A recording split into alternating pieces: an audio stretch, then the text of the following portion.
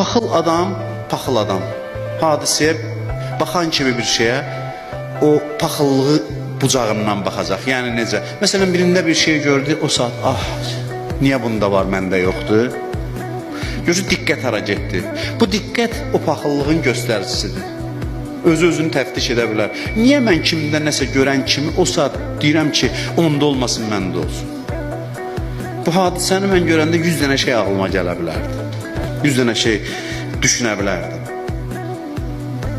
Məqampərəst bir baxış, bir cür baxır. Hadisəyə baxanda fikri bir yerə gedir. Paxıl bir cür, xəsis bir cür. Bizim hər bir hadisəyə baxdığımız zaman fikrimiz hara gedirsə orada stop verək, deyək ki, bax, bu mənim göstəricimdir. Niyə mən bu tərəfini gördüm? Niyə bu tərəfə baxdım? Adam var dolu tərəfi görür, adam var boş tərəfi görür.